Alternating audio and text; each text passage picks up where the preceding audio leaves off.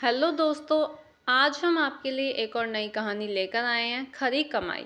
आप कहेंगे तुम सेवा की और प्रेम की बातें करते हो, हम भी उन्हें जानते हैं। पर जिन्हें हर घड़ी पेट के लाले पड़े होते हैं, वे कहाँ से सेवा और कहाँ से प्रेम करें। उन्हें तो सबसे पहले रोटी चाहिए। आपकी बात सच है, भूखे को रोटी चाहिए और रोटी उसे हर हालत में मिलनी चाहिए। लेकिन उतने से आदमी को संतोष कहाँ होता है। पहली बात तो यह है कि आदमी मेहनत नहीं करता, काम से बचता है। दूसरी बात यह है कि वह खाने के लिए कम, बचाने के लिए अधिक कमाता है। गांधी जी ने लिखा है, हर मेहनती आदमी को रोजी पाने का अधिकार है, मगर धन इकट्ठा करने का अधिकार किसी को नहीं है। सच कहें तो धन का इकट्ठा करना चोरी है। जो भूख से अधिक धन लेता है, वह जाने में या अनजाने में दूसरों की रोजी छीनता है। आज दुनिया में यही हो रहा है। एक ओर इतनी कमाई है कि आदमी खाकर हजम नहीं कर सकता, दूसरी ओर इतना अभाव है कि आदमी पेट भरकर खा भी नहीं सकता। जहाँ ढेर होता है वहाँ गड्ढा अपने आप हो जाता है।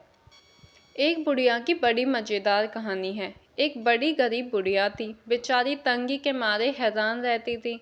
एक दिन किसी ने उससे कहा, माई, पैसे से पैसा आता है।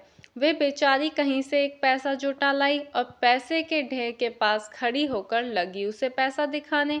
थोड़ी देर में उसका वह पैसा का ढेर भी चला गया। वह रोने लगी। तब किसी ने उसे समझाया, तू जानती नहीं, पैसा ढेर में जाता है। आज यही बात देखने में आ रही है। कुछ लोग कहते हैं कि अमीरी और गरीबी किस जमाने में नहीं रही, पुराने समय से लेकर अब तक यह भेद चला आ रहा है, सब बराबर कैसे हो सकते हैं। इस तर्क में बड़ी भूल है। ईश्वर ने सारे इंसानों को एक सा बनाया है। आदमी आदमी में कोई अंतर नहीं रखा। अंतर तो स्वयं आदमी ने पैदा किया है। एक आदमी दिमाग से काम करता है, दूसरा शरीर से।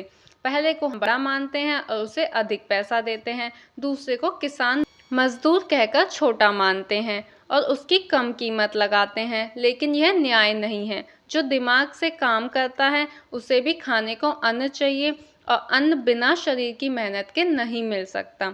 शरीर से काम करने वाले को दिमागी काम करने वाले का सहारा चाहिए। इस तरह दोनों एक दूसरे के पूरक हैं। एक के बिना दूसरे का काम नहीं चल सकता।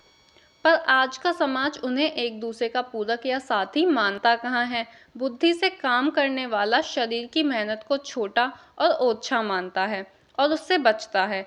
वह मानता है कि मजदूर से मेहनत लेने का उसे अधिकार है।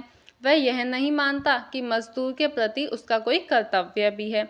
फल यह है कि ईश्वर की दी हुई समानता को आदमी ने ना सिर्फ नष्ट कर दिया, बल्कि आदमी के बीच ऊंच नीच की, छोटे बड़े की, अमीरी गरीबी की चौड़ी खाई भी खोद दी। गांधी जी इसी खाई को काटना चाहते थे।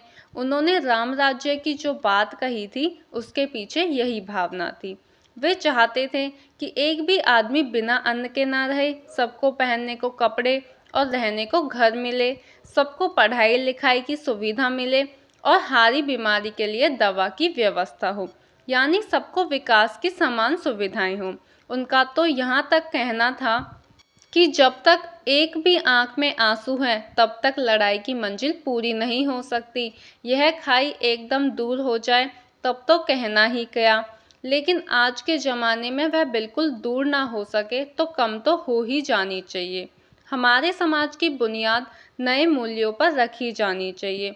धन को अब तक बहुत प्रतिष्ठा मिल चुकी है, उसकी जगह अब सच्चे इंसान को इज्जत मिलनी चाहिए। बौद्धिक और शारीरिक भ्रम के बीच जो दीवार खड़ी हो गई है, वह टूटनी चाहिए।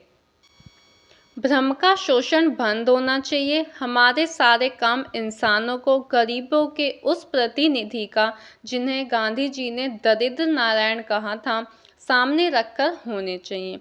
भारत इसलिए भारत बना रहा कि उसने इंसानियत को ऊंची जगह दी। मानवता को वही मान देने का अब समय आ गया है। कहने का मतलब यह है कि हर आदमी अपनी क्षमता के अनुसार काम करे और ज़रूरत के अनुसार पाए। कोई किसी का शोषण ना करे, ना अपना होने दे। सब अपने अपने कर्तव्य को जाने और माने कि अधिकार तो कर्तव्य में अपने आप आते हैं। सब सादगी से रहें और सबके बीच प्रेम का अटूट नाता हो। जब समाज की बुनियाद इन पक्के आधारों पर रखी जाएगी, तो हमारे सारे दुख और कलेश, अभाव और भेद अपने आप दूर हो जाएंगे। तब आदमी धन और सत्ता, प्रभुत्व और वैभव किसी के नीचे नहीं रहेगा, बल्कि उन सब के ऊपर रहेगा। मानव को इतना मान मिलेगा तो प्रभु ईसा के शब्दों में धरती पर स्वर्ग उतरते देर नहीं लगेगी। तो दोस्तों, आपको ये कहानी कैसी लगी और आपको इस कहानी से क्या ज्ञान मिला, कमेंट में ज़रूर बताएं। अगर आपको हमारी ये कहानी अच्छी लगी तो अपने दोस्तों को साझा करें और हमारे चैनल को सब्सक्राइब करें। धन्यवाद।